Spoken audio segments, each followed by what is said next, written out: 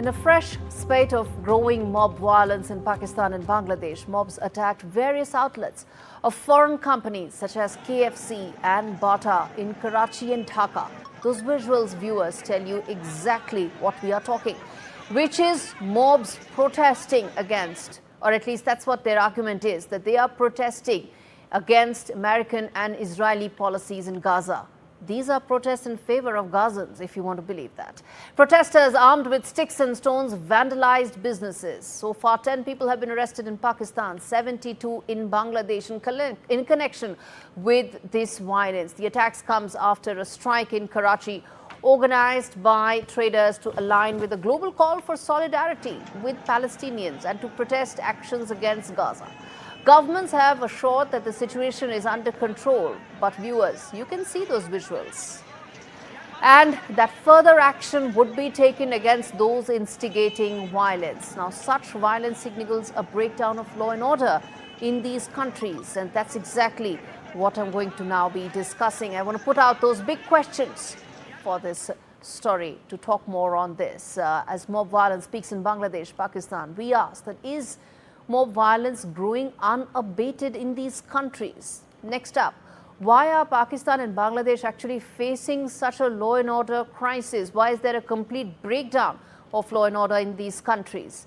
Next up, why are they really vandalizing foreign companies? Who stands to benefit from this? Who are they helping with such acts of vandalism?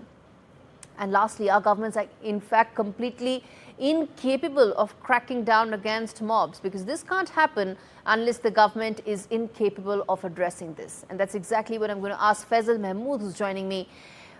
He's the Minister of Press, Bangladesh High Commission, joining me on the broadcast. Faisal, now, those visuals at some level really tell the story, that there is complete vandalism on the streets right now, and it looks like this is a solidarity call in support of Gazans. Do you really think so? Thank you, Gaurie. So, in case you forget, let me remind you one thing. There is a genocide going on in Gaza, right? And hundreds and thousands of Bangladeshi people are protesting on the streets and holding march in support of the Palestinian people. And I'm surprised that that's not you a march, have that's vandalism. This angle. Faisal, that's not a march, that's vandalism. As I mentioned, that hundreds and thousands of people are doing that, and you have picked up like hundreds of, less than 100 of people are vandalizing and looting in some northeastern parts of Bangladesh, and that's your angle? No, I have no angle. I am just showing those visuals. I have no angle. I'm just showing those visuals, and I'm asking you. I'm surprised that you have completely evaded the angle that hundreds and thousands of people are protesting against a genocide. Mr. Mahmud, I have one question. Very simple. Yes. Do you think that this vandalism is supporting your cause for Gazans? I'm not talking about vandalism. I'm trying to focusing on other angles, like hundreds and thousands of people have protested. That's the angle, like hundreds and thousands of people are protesting in solidarity with Gaza. I think you are cherry picking here. No, I'm not cherry picking. I'm just showing you the visuals. You can see that. Let's play them full frame. Let's play them full frame because I'm sure you haven't picked other visuals where hundreds of thousands of people are protesting peacefully. You haven't picked that visuals. No, this is peaceful vandalism. Your cause. This is peaceful vandalism. Let me assure you. Listen. Your TV and the other Indian media as a whole have been saying that Bangladesh has plunged into a complete chaos. So by that standard, that little visuals is nothing, right? They're just looting and 70 people have already been arrested.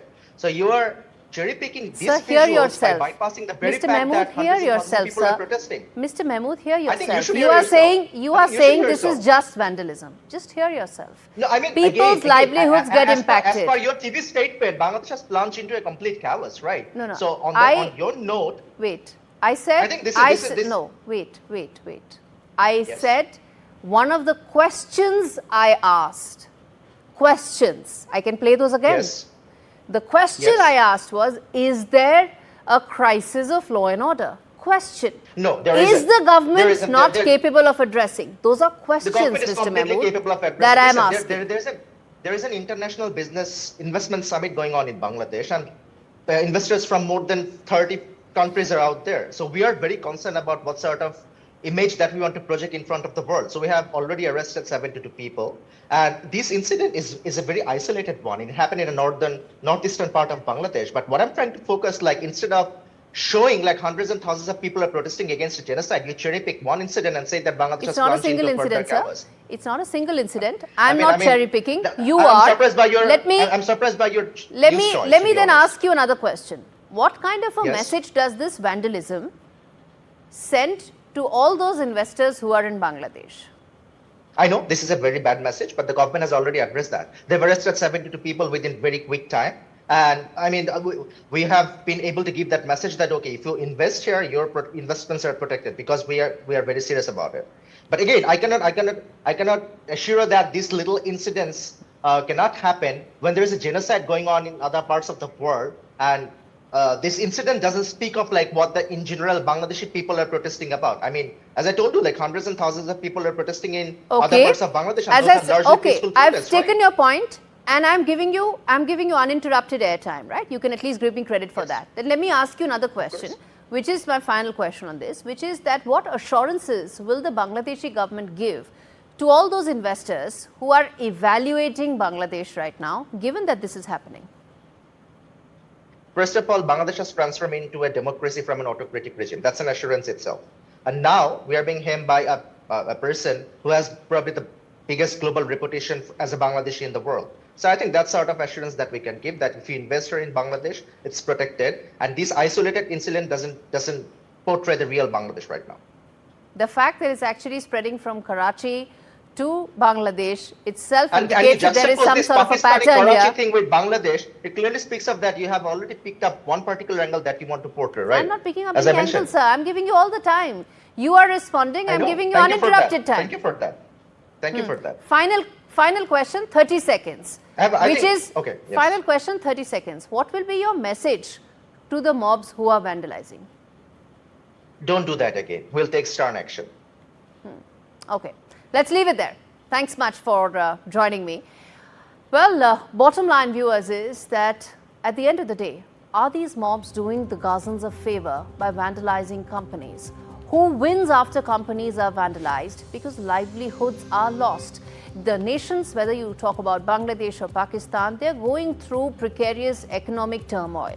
And in that case, vandalism leads to livelihoods being lost. And these mobs, unfortunately, have nothing to do with Gaza. It's only about two things. It could be about hatred when it comes to Israel, but more importantly, it's about breakdown when it comes to the law and order machinery, collapse of an administrative machinery and mechanism in place, and law and order.